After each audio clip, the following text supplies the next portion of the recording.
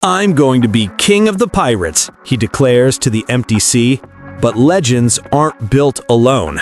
This is the story of how one impossible dream united the most unlikely heroes the world had ever seen and changed everything.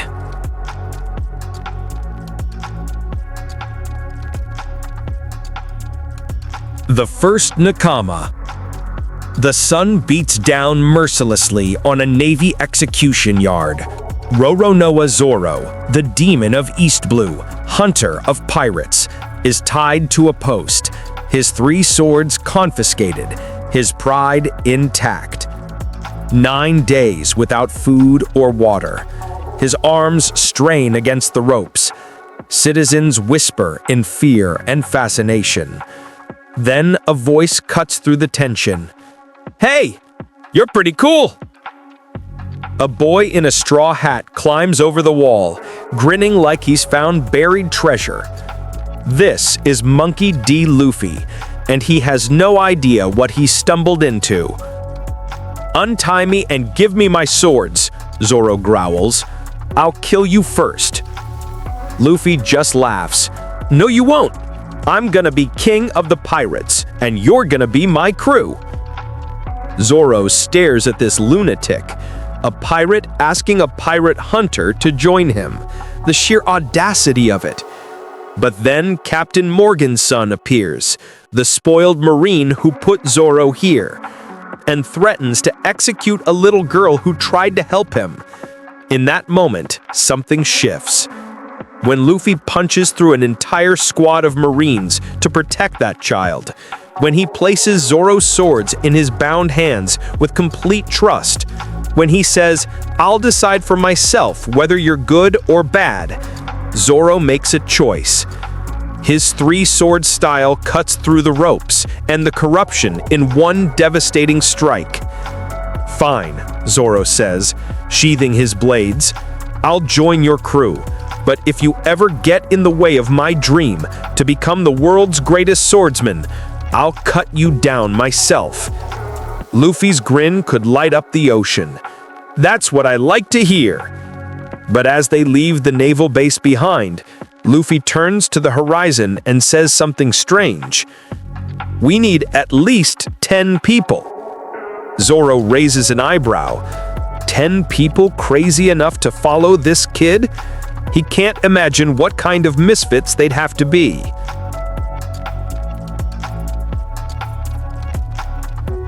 A thief with a dream.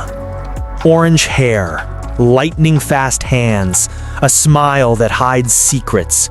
Nami is the greatest thief in East Blue, and right now she's stealing a map to the Grand Line from the very pirates she's pretending to work for.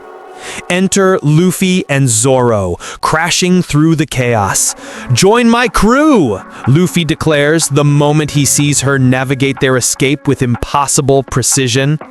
"Not interested," she fires back, already calculating how to use these idiots and lose them. But she's intrigued. This boy who laughs at danger, who doesn't flinch when she lies, who looks at the sea like it's full of promises instead of threats, he's different from every pirate she's ever stolen from.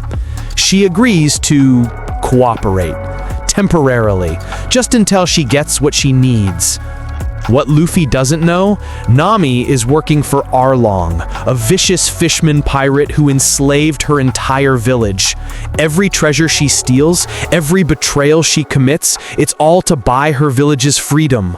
100 million berries. That's her prison sentence, and she's been paying it alone for 8 years. She watches Luffy share his food with strangers, watches Zoro take a wound meant for someone else, and something inside her chest, something she thought died years ago, begins to ache. When she steals their ship and sails away, she tells herself it's just business, but her hands shake on the helm, and in a village called Kokoyasi, Arlong's shadow grows longer. Nami doesn't know that Luffy has already decided something terrifying and beautiful. He's going to destroy whatever made her cry, even if it kills him.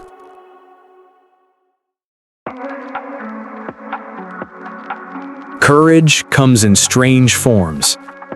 Syrup Village, a peaceful place where a boy named Usopp tells outrageous lies every single day. Pirates are coming, 1,000 of them. The villagers laugh. They always do. Usopp, son of a pirate who abandoned him, friend to a sick girl named Kaya, is known as the village liar. His stories are legendary. His credibility is zero. But today, his lie becomes truth. Captain Kuro, supposedly dead for 3 years, is alive. He's been posing as Kaya's butler, planning to murder her for her inheritance. And when Usopp discovers the plot, when he runs screaming through the village, no one believes him. Not until Luffy arrives. "I believe you," Luffy says, simply. 3 words. 3 words that change everything. Usopp has spent his entire life being dismissed, laughed at, called a coward. But this stranger with the straw hat looks at him and sees something else, a warrior waiting to be born. The battle on the northern slope is brutal. Kuro is fast, inhumanly fast. His crew is ruthless.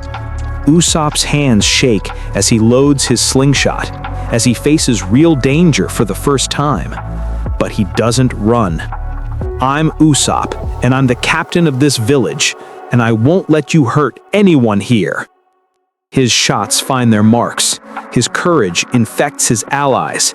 And when Luffy finally defeats Kuro with a devastating punch, Usopp stands among the wreckage, bleeding, terrified, and absolutely transformed. "Come with us," Luffy says. "Be our sniper." Usopp wants to refuse. He's not strong like them. He's not brave like them. But then he remembers. They saw the truth in his lies. They fought because he asked them to. They believed him when no one else would. "All right," Usopp declares, tears streaming down his face. "I'll join the great Captain Usopp's, your crew." As the Going Merry, Kaya's gift to them, set sail, Usopp watches his village disappear. He doesn't know that the courage he found today will be tested 1,000 times over, that the lies he tells will one day become prophecies, that the scared boy will become a legend. But for now, he grips the rail and grins, and for the first time in his life, he's heading toward adventure instead of making it up.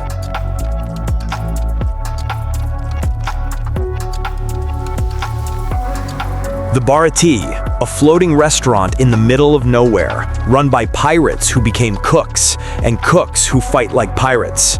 Sanji works here. Blonde hair, sharp suits, sharper kicks. He serves food with elegance and breaks jaws with precision. He never wastes food, never. And he feeds anyone who's hungry, even if they're his enemy. When Luffy crashes into the Barati, literally, he destroyed part of the ship. He meets a cook who's different from anyone he's encountered. "Join my crew," Luffy says, mouthful of food. "Not happening," Sanji replies, lighting a cigarette. "I've got responsibilities here." But Luffy sees something in Sanji's eyes when he looks at the ocean. Hunger, not for food, for something vast and impossible. The All Blue, a legendary sea where fish from all 4 oceans gather. Most people think it's a fairy tale. Sanji knows it's real, and he's dying to find it. But he owes everything to Zeph, the head chef, the old pirate who saved his life. 70 days stranded on a barren rock with no food. Sanji thought they were sharing the rations. He only learned the truth when he was rescued. Zeph gave him all the food and ate his own leg to survive. How do you leave someone who gave up everything for you? When Don Krieg, the most powerful pirate fleet in East Blue, attacks the Barati, when Zeph is threatened, Sanji fights with everything he has. His kicks are hurricanes, his rage is a bonfire, and Luffy fights beside him, grinning, laughing, protecting this restaurant like it's his own dream at stake. After the dust settles, after the villains are defeated, Zeph corners Sanji in the kitchen. "You're fired." "What? You're a lousy cook anyway. Get off my ship." Sanji knows what this is. He's known Zeph long enough to hear the words beneath the words. This is permission. This is blessing. This is love. He falls to his knees, sobbing. Thank you, old man, for everything. When he boards the Going Merry, when he looks back at the Barati one last time, Zeph is grinning, proud and heartbroken in equal measure. Sanji lights a cigarette with shaking hands. I'll find it, he whispers to the wind. I'll find the all blue, and when I do, I'll come back and cook you the greatest meal you've ever tasted. But what he doesn't know is that his journey will cost more than he ever imagined. That the past he's running from is chasing him, and that the crew he just joined will become the family he never thought he deserved.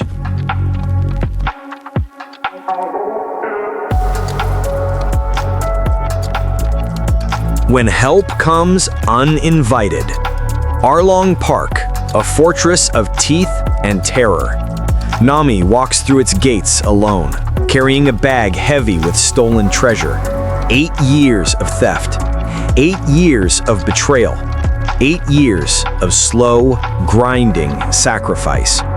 93 million berries. She's so close to freedom she can taste it. But corruption runs deeper than water. The Marine captain Arlong bribed has confiscated her money. The deal was always a lie.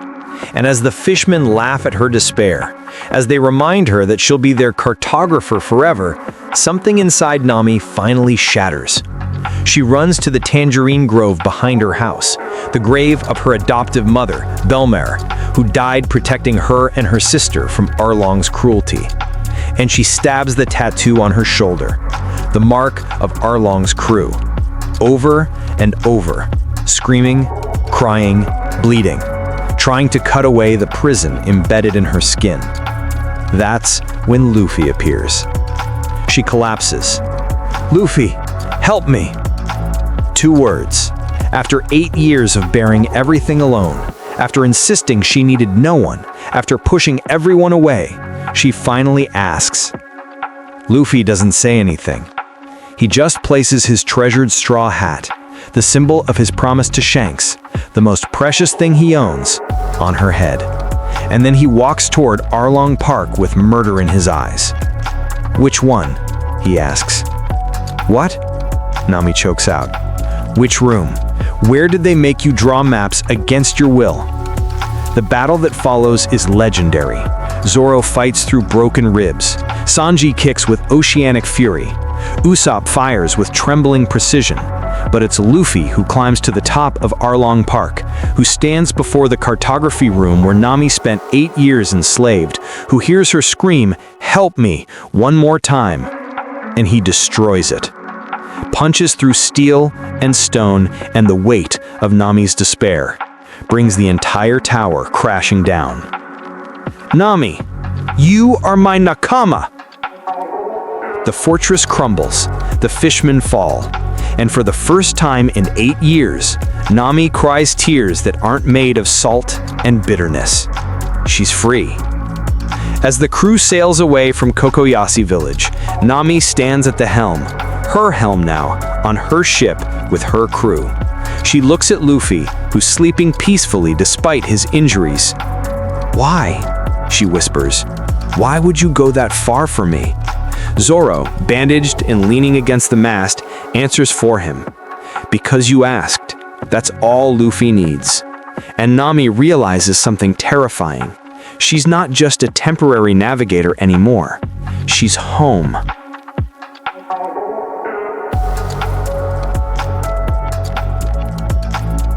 When miracles wear fur. Drum Island, a winter kingdom trapped in eternal snow and eternal grief.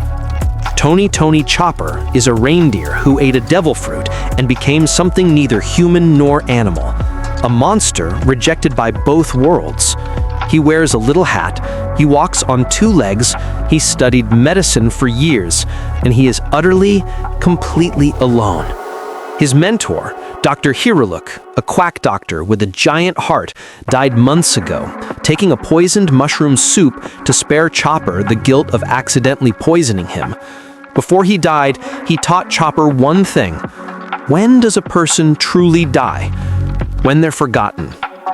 Now, Dr. Kureha, the 139-year-old witch of the mountain, is the only one who tolerates him. When Luffy arrives, half frozen, demanding a doctor for his dying navigator, Chopper hides, terrified. Humans have only ever hurt him. But Luffy doesn't see a monster. He sees something amazing. A talking reindeer! That's so cool! Join my crew! Chopper's response, I can't! I have hooves! I can't steer a ship! Luffy's response, so? This boy doesn't care about his appearance, doesn't care that he's different, just wants him aboard because he thinks Chopper is awesome. The thing is, Chopper wants to go, desperately. He's dreamed of adventure since Hiruluk told him stories of the world beyond the snow. But he's scared. What if they abandon him? What if he's too different? What if he gets hurt again? When Wapol, the corrupt king who exiled all doctors from Drum Island, returns to reclaim his throne, Luffy doesn't hesitate. He punches the king so hard he flies into the horizon. And on top of the castle, Luffy unfurls Hiruluk's pirate flag, the flag of a dreamer who believed he could make cherry blossoms bloom in a winter kingdom. Your doctor died, right? Then come with us. Carry on his will. Chopper breaks down. All this time, he thought his existence was a mistake. But here's someone telling him his life has purpose, that his dream matters. Dr. Kureha watches from below, crying and cursing, Go, you stupid reindeer, and take care of yourself! As the Mary leaves Drum Island, pink snow falls from the sky, Hiruluk's miracle made real. Chopper stands at the rail, watching the impossible cherry blossoms drift across eternal winter. Thank you, Doctor. I'll become a doctor who can cure any disease. I'll become a doctor so good that even you would be proud. Luffy claps him on the shoulder. You already are, Chopper! And the little reindeer who thought he'd always be alone realizes he's found something more valuable than acceptance. He's found belonging.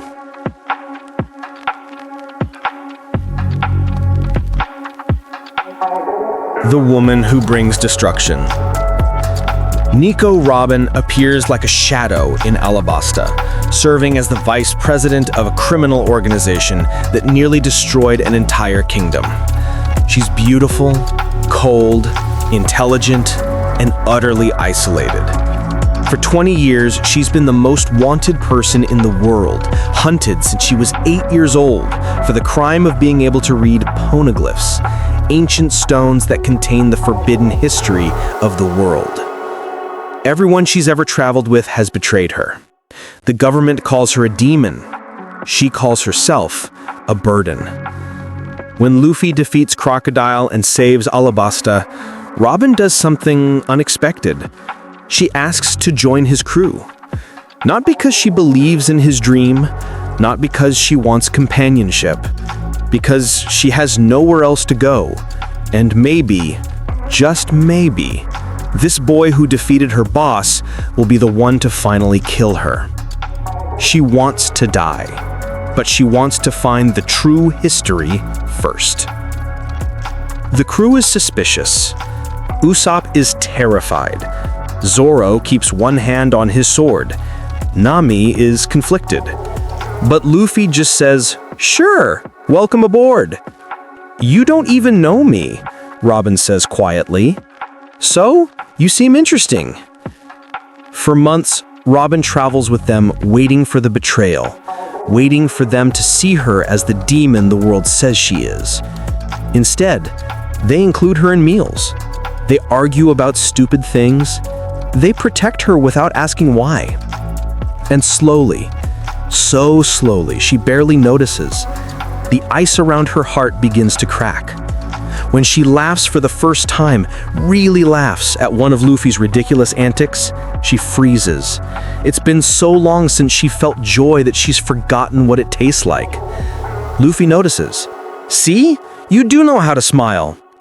And Robin touches her face, feeling the unfamiliar expression, wondering if maybe, just maybe, this crew might be different. But in the back of her mind, she knows the government will come for her. They always do. And when they do, everyone around her dies. She's seen it happen too many times. Should she leave before she gets them killed? Or is it already too late to protect them from her curse?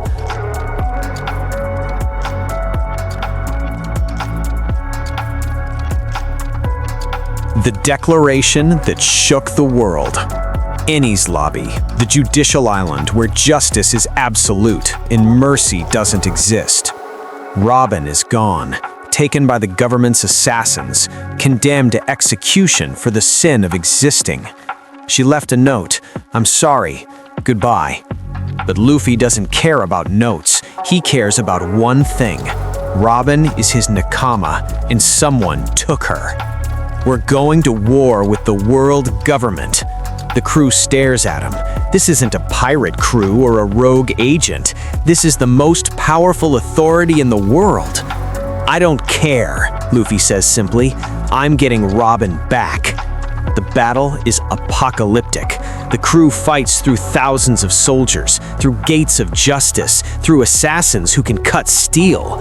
But the most important battle happens on the Tower of Justice, where Robin stands in chains, believing she deserves this fate. "Why?" she asks Luffy, tears streaming. "Why would you come this far? I'm a burden. Everyone who helps me dies. The government will hunt you forever." Luffy doesn't argue with her logic. He just tells Usopp to shoot down the government's flag. The flag representing the world's justice. The flag that means opposing it is declaring war on everything and everyone. Usopp's shot flies true. The flag burns. "Robin!" Luffy screams across the chasm. "Say it! Say you want to live!" Robin breaks. 20 years of running, of believing she had no right to exist, of carrying the weight of Ohara's destruction alone. It all shatters. "I want to live! Take me to the sea with you!" The crew erupts. They fight with renewed fury. They break every rule. They defeat the strongest assassins in the world. And when they escape, when they're sailing away on a borrowed ship, when Robin is finally, truly free, she collapses into sobs that shake her entire body. "Thank you, thank you, thank you." Luffy just grins. "You're our Nakama. Of course we'd come." That night, as Robin sits with the crew around a makeshift meal, laughing and crying in equal measure, she thinks about Ohara, the island of scholars destroyed when she was 8. She thinks about Professor Clover and Dr. Hiruluk and all the people who died believing their dreams were impossible. And she makes a promise. She'll uncover the true history. She'll make their sacrifices mean something. She'll prove that knowledge is worth protecting. Because now, for the first time in her life, she's not alone. But the government will never stop hunting her, and she knows that by staying with this crew, she's painting targets on all their backs. Is her dream worth their lives? Luffy would say yes without hesitation. She's still learning to believe him.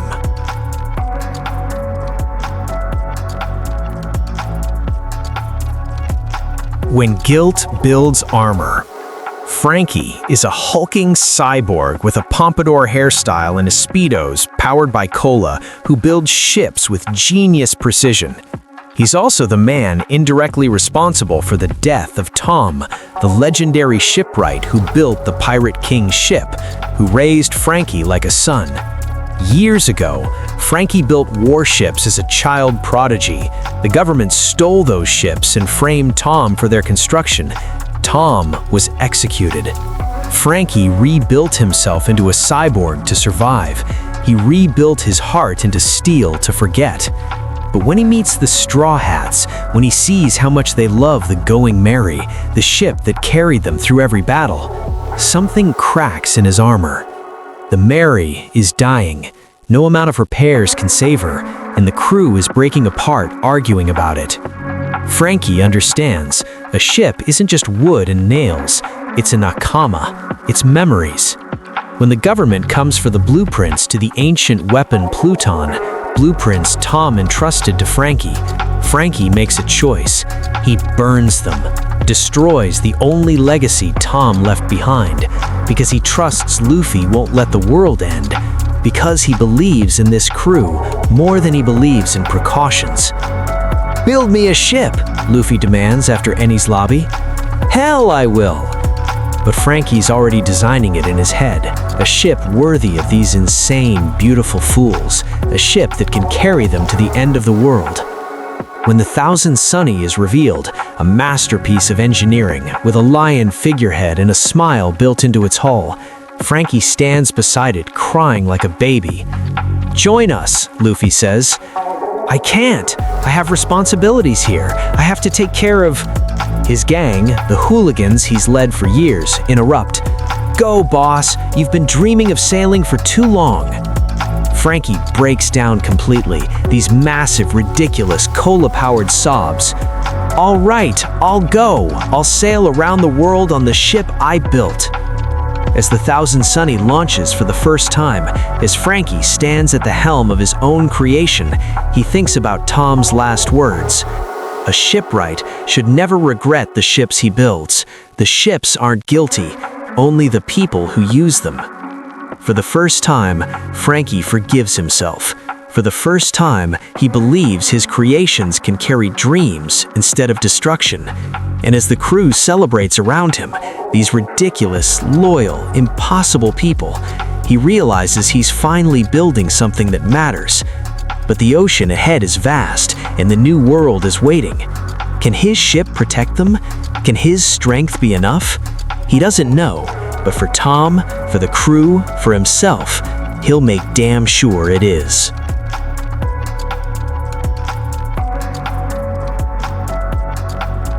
"50 years of waiting."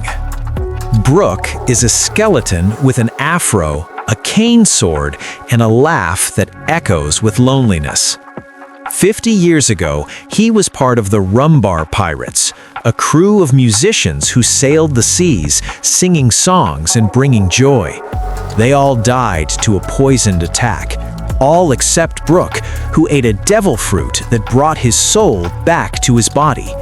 By the time his soul found his corpse, he was already bones. For 50 years, he's been trapped in the Florian Triangle, a cursed fog where ships disappear, playing music to ghosts and shadows. But he can't leave, because he made a promise. Laboon, a baby whale who befriended the Rumbar Pirates, is waiting at the entrance to the Grand Line for them to return. Brook promised they'd come back. He's the last one alive to keep that promise. When Luffy meets Brook, he does what he always does. "Join my crew." Brook laughs, the hollow laugh of someone who's forgotten what hope sounds like. "I'm just bones. I have no heart to feel joy, although I never had a heart to begin with." Skull joke. But Luffy is persistent, and when Brook learns that Luffy has already met Laboon, that the whale is still waiting, still hoping, something in Brook's empty ribcage ignites. Laboon is alive. His promise still matters. But Brook's shadow has been stolen by the warlord Gecko Moria. If he steps into sunlight without his shadow, he'll disintegrate. He's trapped.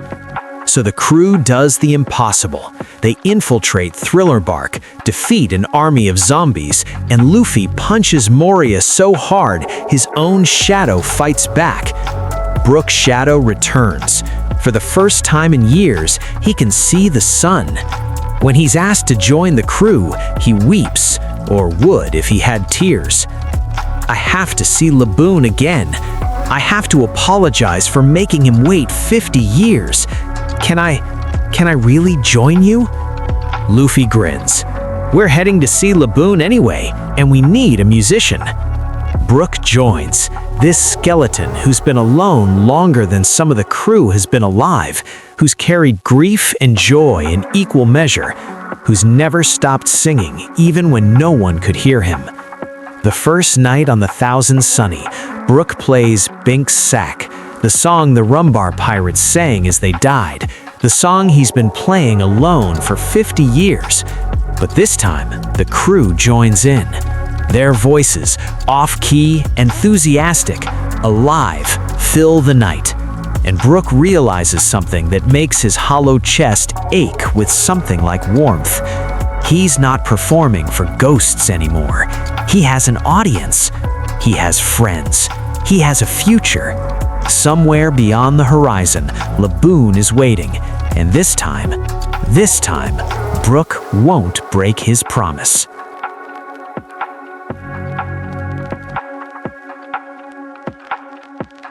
Nine misfits, one dream. The Thousand Sunny cuts through impossible waters. On its deck, a rubber boy who grins at hurricanes, a swordsman who sleeps through danger, a navigator who charts the unchartable, a sniper whose lies become legends, a cook who kicks like thunder, a doctor who's small but mighty, an archaeologist who reads the world's secrets, a cyborg who builds tomorrow, a skeleton who sings yesterday's songs. They're not the strongest, they're not the smartest, they're not the most prepared, but they're together. And that changes everything. Each of them was alone once, rejected, abandoned, hunted, lost. Each of them carried impossible dreams that the world called foolish, until a boy in a straw hat looked at them and said, "Join my crew." Not because they were perfect, because they were themselves.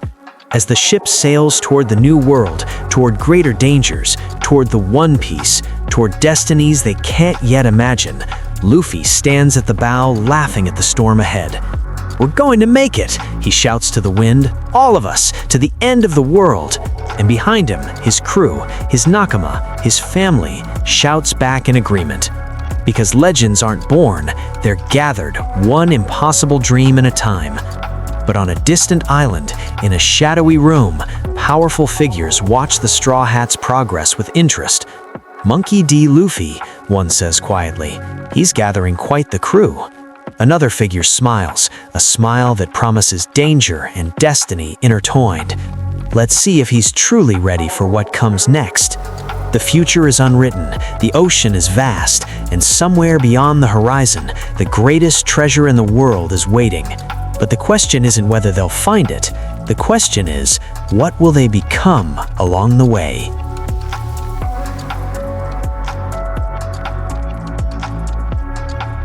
This is the power of Nakama, the bonds that turn strangers into legends, that transform the impossible into the inevitable. A rubber boy's dream became a swordsman's oath, a navigator's freedom, a sniper's courage, a cook's kindness, a doctor's miracle, an archaeologist's salvation, a shipwright's redemption, and a musician's promise. 9 people, 1 dream. The adventure has only just begun. If you loved this epic journey of friendship, sacrifice, and the courage to chase impossible dreams, let us know in the comments. What moment hit you hardest? Which crew member's story resonated with your soul? And remember, legends aren't just found, they're forged together, one unbreakable bond at a time.